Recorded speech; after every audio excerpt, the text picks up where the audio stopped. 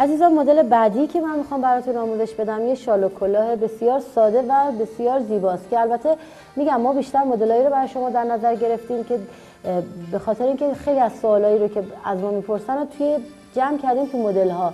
الان یکی از سوالات یکی از مدل هایی که خیلی میان دنبالش رو همین مدل هایی که این حالت ریش شیشه های پایین اینه که اینا رو به دو طریق میشه زد، هم با قلاب ما میتونیم این مدل رو بندازیم هم با میل.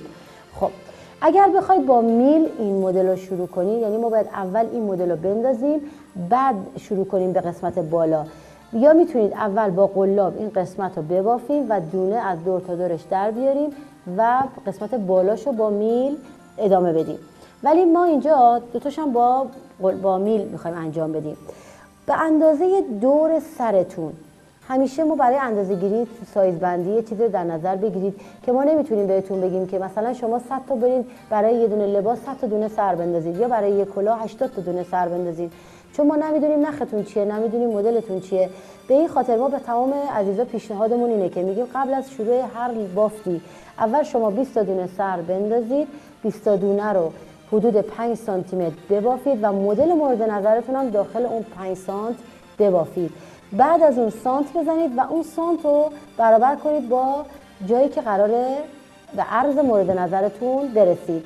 برای این کلاه ما حدود 51-52 سانتی متر بستگی به بزرگی کوچیکی مدلمون داره، اندازه‌ای که می‌خوایم یعنی سر می‌ندازیم و سانتی متر، یعنی من نمیگم الان چند تا دونه دارم، میگم 51-52 سانتی متر دونه سر میندازیم. حدود 3 تا از 3 رجب به این صورت مدل رو میندازیم. بعد از اون 4 سانتی متر ساده بدون کم و زیاد کردن ساده بافی میکنیم و دونه هامون رو تقسیم بندی میکنیم. حدودا این وسط حدود 19 تا دونه ما داریم، یعنی 19 تا دونه بافتیم، 2 تا یکی کردیم، 19 بافتیم 2 تا یکی، به همین طریق تا انتها. بعد از اون دوباره تو همون رج رو، یعنی تو هر رج رو به همون قسمت هایی که 2 تا یکی کردیم ادامه میدیم، یعنی این خط 2 تا یکیامون رو حفظ میکنیم. همینطور ادامه میدیم 2 تا یکیامون رو تا برسیم به قسمتی که میخوایم دونه هامون رو جمع بکنیم. اگر بخوایم قسمت بالای این کلاهو به این صورت همین مدل ریش شیشی درست کنید، 2 رج دیگه از این مدل رو با این دونه های باقی مانده میبافیم و دونه های وسط رو یک باره جمعش میکنیم. برای شالش بستگی به عرض مورد نظر خودتون داره، این حدود 32 تا دونه است. 32 تا دونه رو، یعنی اول ما شروع کردیم به مدل ریش ریشا انداختیم، بعد 32 تا دونه سرانیک بافتیم به اندازه بلندی دلخواه که میخواین داشته باشین، ادامه دادیم و در انتها کار رو با مدل ریشه تموم کردیم. عزیزان فقط مورد خاصی که تو این مدل هست این مدل ریشه است که من الان میخوام اینو براتون آموزش بدم. خب عزیزان فقط یک نکته رو توجه باید داشته باشیم، به خاطر اینکه این راه این ریشه ها به یک طرف بیفته، چون ما نمیتونیم این قسمت رو ببافیم به صورتی ببافیم که به این طرف هماهنگی داشته باشه، مجبوریم این قسمت یک طرف رو جداگانه ببافیم، یعنی این قسمت رو جداگانه ببافیم و بدوزیم به این قسمت بالای اصلی شالمون که هر دو طرف ریشه ها به یک طرف، خوابشون به یک طرف باشه. به این خاطر به این نکته هم توجه کنید. حالا من میخوام مدل خود این یعنی مدل این ریشه ای رو با میل بهتون آموزش بدم.